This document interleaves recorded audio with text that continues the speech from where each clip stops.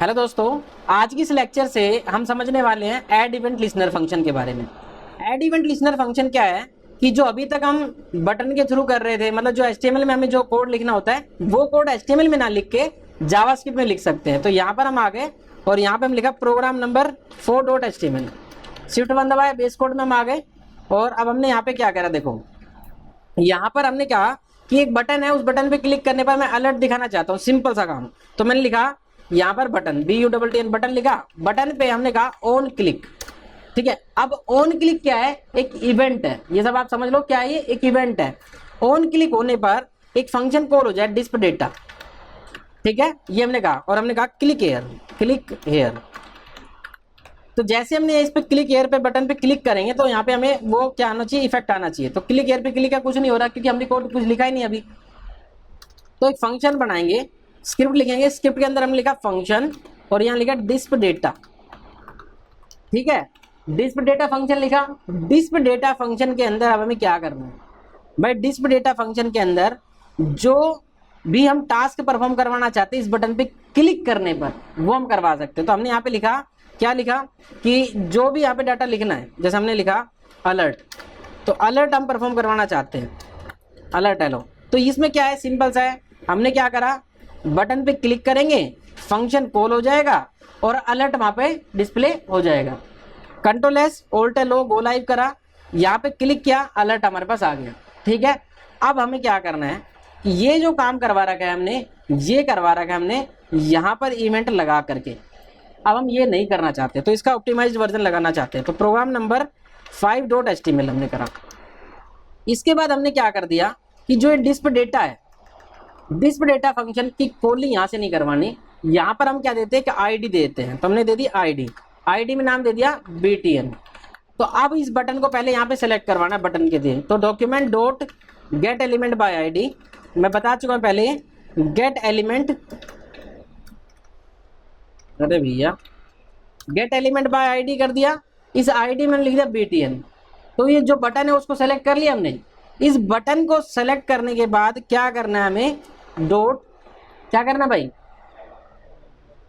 जो ये हमने बटन लिया है इस बटन के ऊपर हमने करवाना है कॉल, क्या, इवेंट को। तो पर इवेंट कहाँ लगाए, अब इस इवेंट को लगाने के लिए मैं इसको थोड़ा सा ब्रेक डाउन करता हूँ। मैं लिखा कॉन्स्ट, मैं लिख दिया कॉन्स्ट और BTN एलिमेंट, बटन एलिमेंट आ गया भाई।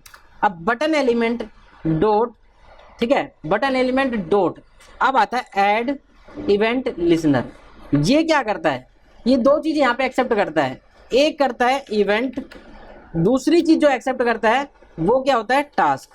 ठीक है, टास्क मतलब जो भी हमें वर्क करवाना है। ठीक है, जो वर्क हम करवाना चाहते हैं वो वर्क हम यहाँ पे लिख देते हैं। इवेंट में हम लिखते हैं जो इवेंट अभी तक वहां पे लिखे थे ऑन क्लिक, तो वो ऑन क्लिक इवेंट यहाँ पर आकर के सिर्फ क्लिक बन जाएगा। ठीक है, और जो ये वर्क लिखा हुआ है, वर्क, इस वर्क की जगह क्या करना है, जिस फंक्शन को हमें कॉल करवाना है वो लिख देना। तो मैं लिख दिया डिस्प डेटा। ठीक है, कौन सा फंक्शन, ये वाला फंक्शन। ठीक है, मैं इस फंक्शन को यहाँ से उठा के यहाँ रख लेता हूँ। तो ये हमारे पास एक फंक्शन हो गया डिस्प डेटा, इसकी कॉल करवा देगा बटन पे क्लिक करने पर। Control S to save, Alt L O। तो जैसे हमने इस बटन पे क्लिक किया, ऑपरेशन परफॉर्म हो गया, सेम आउटपुट आ रहा है। और किसकी वजह से आ रहा है ये, क्योंकि इस बार हमने यहाँ पे हेलो की जगह मैं यहाँ पे लिख देता हूँ हेलो यूजर। हेलो यूजर हमने कर दिया, तो जैसे हमने क्लिक करा तो हेलो यूजर आ गया। थोड़ा सा ये पता रहे कि पहले वाले से डिफरेंट है। ठीक है, तो मतलब क्या है कि जब हमने document dot gate element by ID की, बटन से बटन सेलेक्ट कर लिया और button dot add event listener, ये क्या कह रहा है, पहले आप इवेंट दे दो, बाद में टास्क दे दो। अब क्या हुआ, ओवर द टाइम ये चीज भी रिड्यूस होगी। अब रिड्यूस कैसे होगी, control shift S, program number 6.html। यहां पर जो है हमारे पास आ जाएगा क्या, ये फंक्शन ऐसे हट जाएगा, यहाँ पर आ जाएगा एरो फंक्शन। एरो फंक्शन कैसे बनाते हैं, करली ब्रैकेट स्टार्ट एंड स्टॉप करा, यहाँ पे इक्वल टू सिंबल लगाया, एरो यहाँ पे लगा दी, इसके अंदर करली ब्रैकेट को ऊपर लिया, सॉरी पैरेंथेसिस स्टार्ट किया, एरो ब्रैकेट लगाया, सॉरी एरो सिंबल लगा करके करली ब्रैकेट लगाया। ये जो सिंटैक्स है ये डिफाइन करता है एक फंक्शन को, जिसको कि हम बोलते हैं एरो फंक्शन। इस फंक्शन के अंदर क्या है कि आप कुछ भी नाम नहीं देना पड़ता, बस यहाँ पर वो टास्क लिख दो जो आप लिखना चाह रहे थे। हमने यहाँ पे क्या करवा रखा है, अलर्ट लगवा रखा है, इस अलर्ट को मैंने कॉपी करके यहाँ पे लगा दिया। ठीक है, तो अब इसको मैंने कर दिया यहाँ से बाय बाय। ठीक है भाई, अब कोड रिड्यूस हो गया थोड़ा सा और, कंट्रोल S करा, Alt L O करा, तो जैसे हमने क्लिक किया हेलो यूजर हमारे पास आ गया। अब मैं इसका नाम चेंज कर देता हूँ, हेलो यूजर यूजिंग एरो, मैं लिख देता हूँ यूजिंग एरो फंक्शन। ठीक है भाई, hello user using arrow function. जैसे हमने क्लिक किया hello user arrow using arrow function आ रहा है, कोई भी डाउट नहीं, कोई कंफ्यूजन नहीं है। अच्छा ओके करा हमने, ओके करने के बाद इसको करते हैं ऑल्ट जेड, ऑल्ट जेड कर दिया तो ये नई लाइन में चला गया। या फिर आप हमेशा यहाँ पे एंटर कर लो और इसके अंदर एंटर कर लो, तो एक तरह से ये इस तरह से दिखने लग जाएगा, फंक्शन सा लग रहा है, समझ रहे हो, उसी तरह का फंक्शन का स्ट्रक्चर दिख जाएगा। कोड रिड्यूस हो गया।